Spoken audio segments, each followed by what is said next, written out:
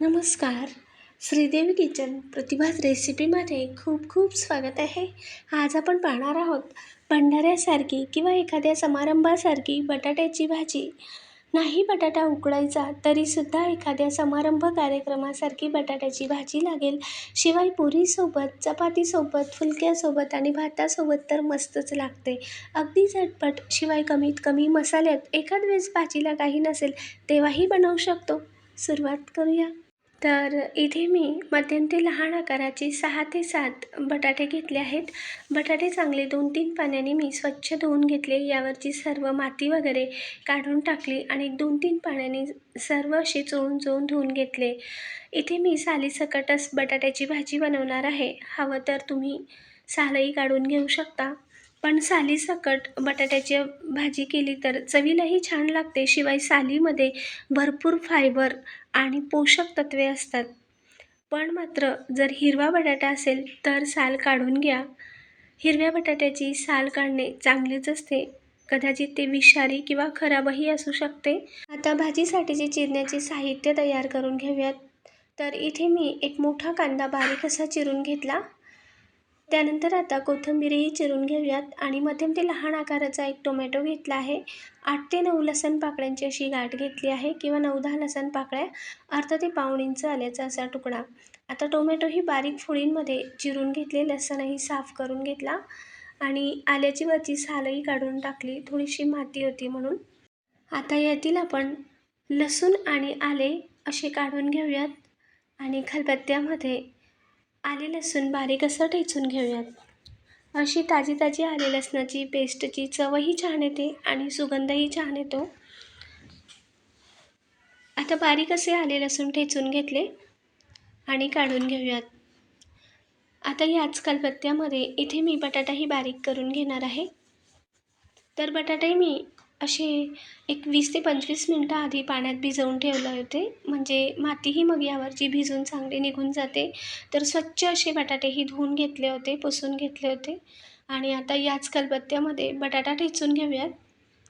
मोठा बटाटा असेल तर तुम्ही 2 फोडी करूनही ठेचून घेऊ शकता किंवा 4 फोडी करूनही. तर बटाटे लहान आहेत म्हणून मी असे अख्खाच बटाटा खलबत्त्यात घालून मध्यम असा ठेचून घेते. जास्त बारीकही ठेचायचा नाही. तर हे पहा, ह्या पद्धतीने असा बटाटा ठेचून घेतला. मोठा बटाटा असेल तर तुम्ही 2 ते 4 फोडी करूनही थोडासा जाडसर ठेचून घेऊ शकता. तर याच पद्धतीने आता सर्व बटाटे ठेचून घेतले. आता शेवटचा बटाटाही याच पद्धतीने ठेचून काढून घेऊयात. तर अगदी पटकन असा हा बटाटा ठेचला जातो. सालीसकटच मी सर्व बटाटे ठेचून घेतले. नसेल तुम्हाला साल आवडत तर साल काढूनही घेऊ शकता, पण सालीत भरपूर असे फायबर असते आणि पोषक तत्वे. आता सर्व बटाटा सालीसकट ठेचून एका भांड्यात मी सर्व हा बटाटा काढून घेतला आणि भाजीसाठीची आता बघारणी किंवा फोडणीची तयारी करूयात. तर हे पहा, पटकन ठेचायचा म्हणजे बटाटाही काळा होत नाही. जास्त बटाटे असतील तर तुम्ही यावर मीठ टाकू शकता किंवा पाण्यात असा ठेचलेला बटाटाही ठेवू शकता. आता गॅसवर कढाई ठेवून घेतली. यात घालूया आता तेल गरम झाल्यानंतर 1 चमचा मोहरी, 1 ते 1.5 चमचा एवढे जिरे घालूयात. मोहरी जिरे चांगले फुटल्यानंतर त्यानंतर आपण जी आले लसूण पेस्ट करून घेतली होती त्यातील अर्धी आले लसूण पेस्ट मी आत्ता घातली आणि मस्त असं हे चुरचुरीत फोडणी होऊ द्यायची.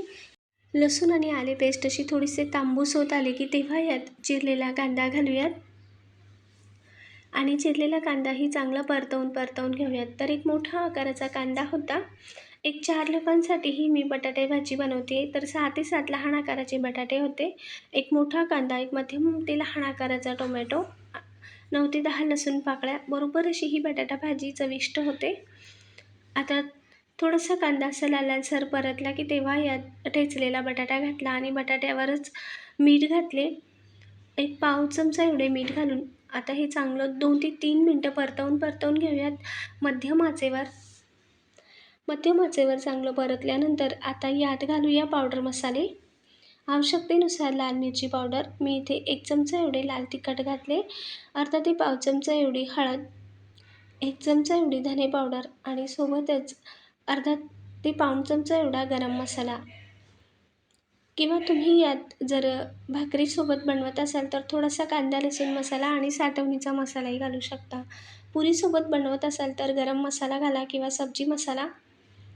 तसंही पुरीसोबत, चपातीसोबत, भातासोबत तर मस्तच लागते. फुलक्यासोबतही खाऊ शकता आणि भाकरीसोबत खात असेल तर थोडंसं कांदा लसूण साठवणीचा मसाला आणि ज्वारीची अगदी पातळसर थापलेली भाकरीसोबत खूप छान लागते ही भाजी. कांदा लसूण मसाला आणि साठवणीचा मसाला घातल्यावर भाकरीसोबत मस्तच. त्यानंतर आता सर्व परतवल्यानंतर मी ती जी शिल्लक राहिलेले आले लसूण पेस्ट होती तीही चांगली परतवून घेतली आणि मग नंतर चिरलेला टोमॅटो आणि कोथिंबीर घातली. आता टोमॅटो मऊ होईपर्यंत मध्यम आचेवर हे तळापासून हलवत एकसारखं याचं प्रमाण कमी होईपर्यंत अजून 2-3 मिनटं चांगलंच हे परतवून घेतलं. असं वरूनही थोडीशी आले लसूण पेस्ट घातली की अजूनच चव आणि सुगंधही छान येतो. तेलात फोडणीत तर आले लसूण घातलेच आपण, पण आल्यामुळे थोडंसं भांड्याला चिकटतं म्हणून वरूनही थोडीशी आले लसूण पेस्ट घातली बटाटा परतताना आणि चांगलं 3-4 मिनटं परतल्यानंतर मग यात घातले गरम पाणी. माझ्याकडे कढीपत्ता संपला होता, तुमच्याकडे असेल तर मात्र कढीपत्ता नक्की घाला किंवा एखाद तमालपत्रही घालू शकता. गरम पाणी घातल्यानंतर आता पुन्हा एकदा ढवळून घेतले आणि पहिली उकळी फुटत आली की तेव्हा चवीनुसार मीठ घालूयात. आपण आधीही थोडं मीठ वापरलं होतं म्हणून आता अंदाजाने आणि बेताने मीठ घालायचं. मीठ घातल्यावर एकदा मिक्स करून घेऊयात. तर हे इतपत अशी ही दाटसर भाजी झाली आहे. अजून बटाटा थोडासा अर्धवट शिजायचाच आहे. फोडणीतच आपण चांगलं परतवून घेतला होता म्हणून तेव्हाच 50% बटाटा शिजत आला होता. आता गॅस मंद आचेवर करून झाकण ठेवून एक 4 ते 5 मिनटं मंद आचेवर भाजी शिजवून घेतली. आता एक 4-5 मिनटानंतर झाकण काढले तर हे भाजीला मस्त असा तवंग आला आहे. गॅस आता मंद आचेवरच आहे. अजूनसुद्धा एकदा हलवून घेऊयात आणि मंद आचेवर अजून एखाद मिनटं अशीच राहू देऊयात भाजी. अगदी मंद आचेवर एखाद मिनटं ठेवल्यानंतर आता गॅस बंद केला. वरून भरपूर चिरलेली कोथिंबीर घालूयात आणि गरमागरम भंडाऱ्यासारखी कच्च्या ठेचलेल्या बटाट्याची भाजी सर्व करूयात. अगदी टेस्टी आणि चविष्ट अशी ही भाजी होते. शिवाय कशासोबतही खाऊ शकतो. पुरी, चपाती, भातासोबतसुद्धा. बारीक थापून घेतलेली ज्वारी बाजरीची भाकरी बनवली असेल तर त्यासोबतसुद्धा कांदा लसूण मसाला घालूनही आपण ऐनवेळेस भाजीला नसलं तेव्हाही बनवू शकतो. लाईक, शेअर, सबस्क्राईब नक्की करा. कमेंटद्वारेही सांगा. नवीन रेसिपीसोबत पुन्हा भेटूया. धन्यवाद.